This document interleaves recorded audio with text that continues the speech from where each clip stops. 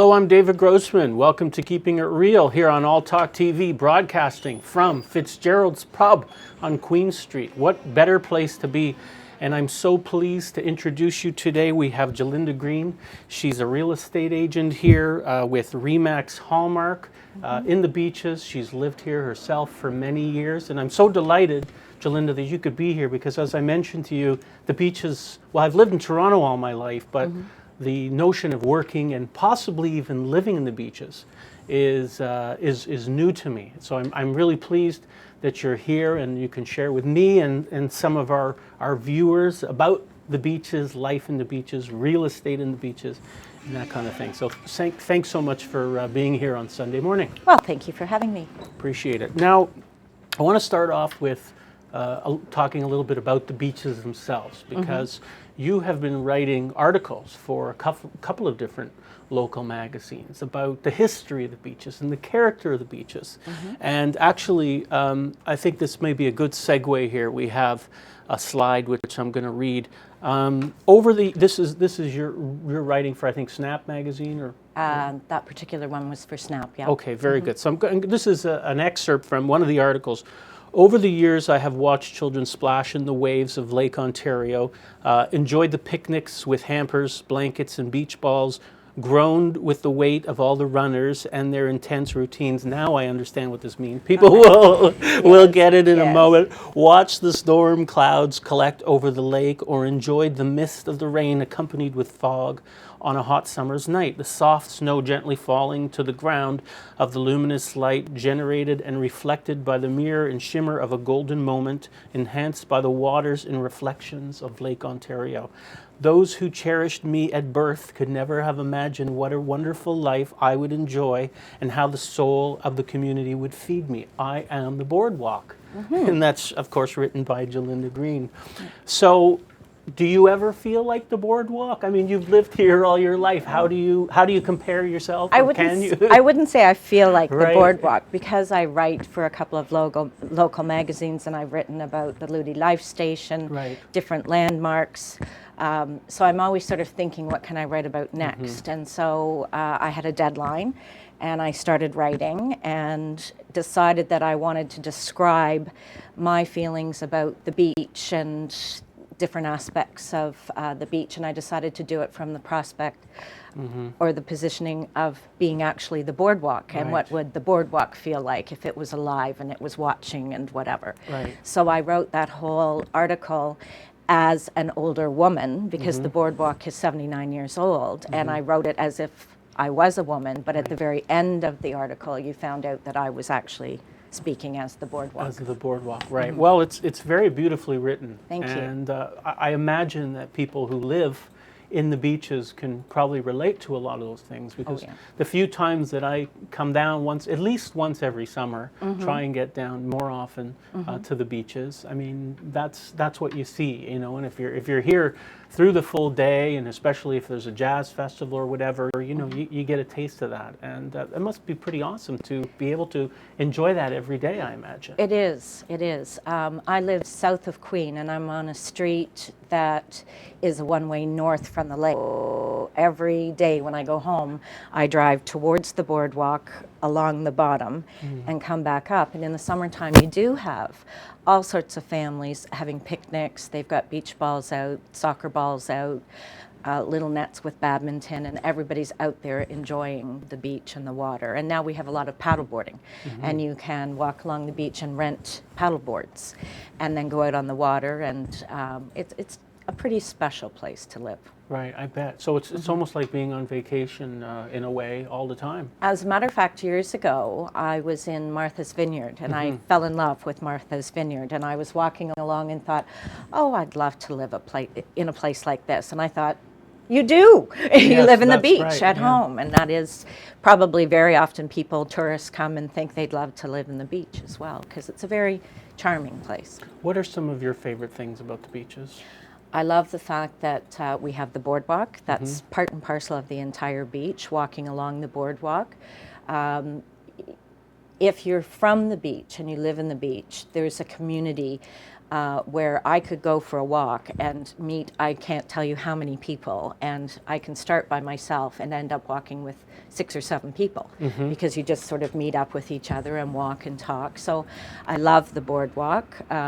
We have tennis at the base of Kenilworth, right on the water, and that's one of my favorite things to do, is go and play a game of tennis. Yeah. And we've got Ashbridges Bay Yacht Club, so there's boating, there's the Balmy Beach Canoe Club, which is a great social community club. So there's an awful lot of things about the beach, and Queen Street itself. Right, yeah, Queen Street is pretty wonderful, all the way across. You've written some articles about people who've come from the beaches, Glenn Gould, Norman Jewison. And you told me a great story about Norman Jewison. Maybe you want to, could you share Well, that, Norman please? Jewison grew up in the beach, and part of writing my articles, it makes me kind of think a little bit more than what we normally would, because you're coming up with stories. And the Norman Jewison story came because we have a great high school here, Malvern Collegiate. And I started to realize that quite a few famous people graduated from Malvern. And Norman Jewison came up in some of my research. And I found a story about the fact that when he was growing up in the beach, it was during the Depression, and we had a local theater, and none of the kids could afford to individually go to the theater, so they would pool their pennies together, give their money to Norman Jewison. He would go to the theater and watch the movie, and then he would come back and recant the entire movie to his friends. And then he, of course, became a very famous screenwriter and producer. Right, that's a great story. So there's some real notables who have come from the beaches as well. Glenn Gould, I understand, as well, grew up and lived here for part of his life. He grew up on Southwood, a street just in sort of the heart of the beach, and became, as you know, very famous. Yes. And yeah, there's been a lot of interesting people. Well, I'm hoping I can convince my wife to move down here, because I think it'll be a lot of fun. So, okay. So let me ask you, Jillinda, about real estate in the beaches, because I mean, it's considered a pretty exquisite place to live, high demand. The homes themselves have a very unique character. How would you describe the real estate situation in the beaches? The real estate, I've been selling down here for 30 years, and it's always been a situation in the beach where you can never come down and look at 10 or 15 houses. It's always a very high demand, and if you're looking for something in the beach, you'd see something once every week or two type of thing, or you might have to wait a month before what you want, or something close to what you want comes out. Yes. So we always have a very busy market here. Right, very high demand. Right, and the houses themselves, they have a very nice look to them, because some of them are Victorian, some of them are more Georgian, some have been built in the 1800s, some have been built like last year. Right. So we have a lot of different elements of styles, but it's very eclectic, but it's also very charming. And the new houses that are being built, are they trying to replicate the look and feel of some of the older houses? Unfortunately, not always. No, they're not always doing that. The neighbors wouldn't be too happy about that in some cases. Yeah.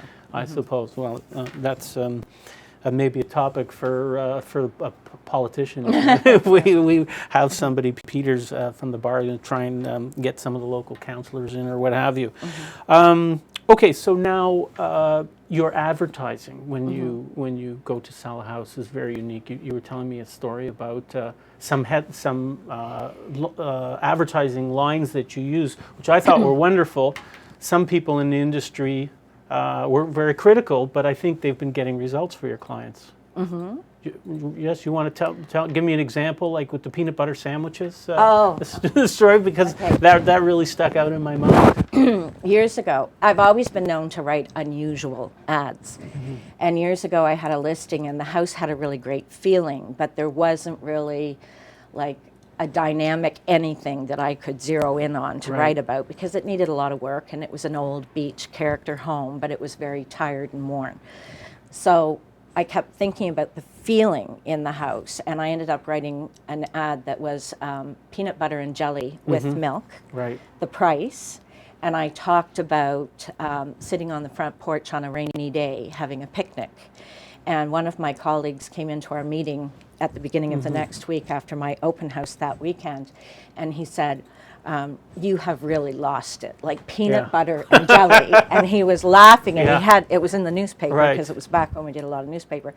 And he said, I can't believe you would write that. Like, that's just ridiculous. And I looked at him and I said, well, strangely enough, the people that bought it on Sunday, they really liked the ad. I bet they did. I bet you. I think it's dynamite. I remember, because I work in a real estate office, I arrange mortgages, and the owner of the brokerage was talking to real estate agents and trying to motivate them. He was telling a story about how it was either something they had put in the listing about, you know, the smell of coffee in the home and pancakes. Like, they told the whole story. And they said, you know, how you need to be innovative in this very competitive business. And it sounds like you've been following that model to heart, and have been getting results for your clients. Always. So that's pretty dynamite. Now, I also understand you have teamed up and started working with your son. Yes, I have. Taylor. Now, tell us about that.